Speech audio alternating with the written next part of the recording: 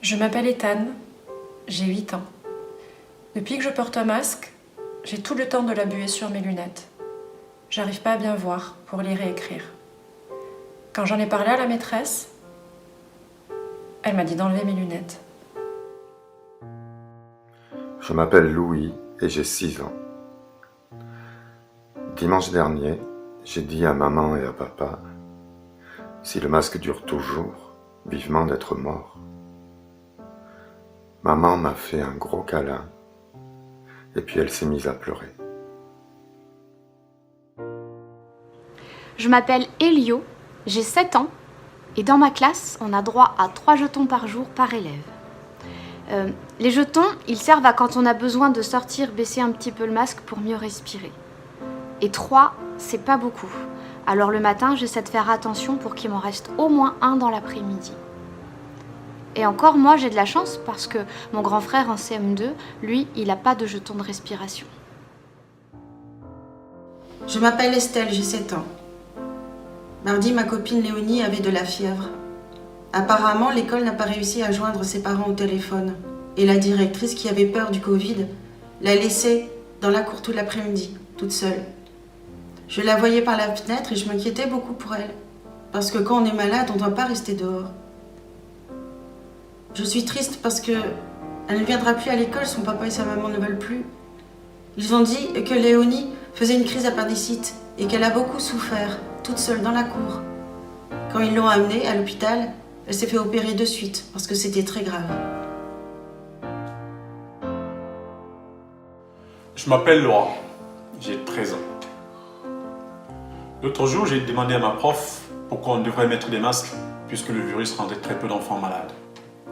Elle m'a répondu, ben, c'est pas pour vous, c'est juste pour protéger les profs. Elle a dit, on a peur de vous, alors vous pouvez bien supporter ça. J'ai rien dit, mais ça m'a blessé. Parce que j'ai toujours cru que c'était aux grands de protéger les petits et pas l'inverse. J'ai vraiment l'impression que tout le monde pense à l'envers maintenant. Je m'appelle Jeanne, j'ai 9 ans. L'autre jour, mon ami Léon est arrivé avec sa maman devant les grilles. Les surveillants ne voulaient pas le laisser rentrer parce qu'il n'avait pas de masque. Sa maman disait « Mais il a un certificat médical ». Ils n'ont rien voulu entendre. Ils n'ont pas voulu le laisser rentrer. Il s'est mis à pleurer, sa maman aussi. Moi, je suis pas loin de penser que j'allais pleurer. Et il n'a pas pu rentrer alors que les gendarmes étaient là. Ils ne sont pas intervenus. Pourtant, les gendarmes sont là pour nous aider. Je ne comprends pas. Je m'appelle Owen, j'ai 16 ans. Mes parents ont perdu tous les deux leur travail pendant le confinement. Ma mère croit que je vois pas, mais je sais qu'elle est super triste et qu'elle pleure tous les jours en cachette. Mon père essaie de lui trouver un travail, mais il est triste aussi. Ma sœur et moi, on voudrait les aider, mais on ne sait pas quoi faire. On se sent impuissant. J'ai plus envie de me lever le matin.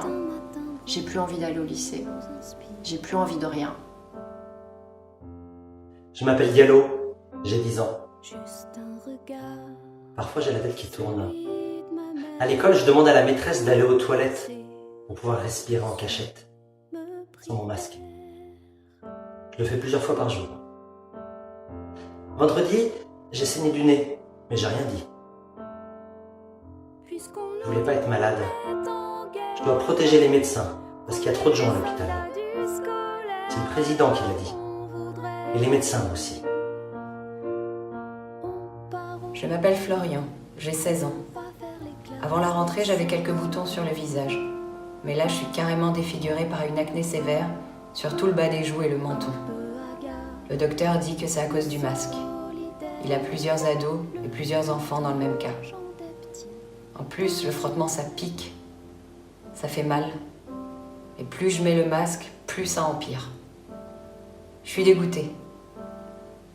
Je veux même plus me regarder dans le miroir. Je m'appelle Ali, j'ai 7 ans. Lundi, j'avais la tête qui tournait, alors j'ai baissé un peu mon masque en cachette pendant la classe pour respirer un peu. Mes copains m'ont vu et m'ont dénoncé à la maîtresse. Pourtant, maman m'a toujours appris que dénoncer les autres, c'était pas bien. Je m'appelle Fatou, j'ai 8 ans.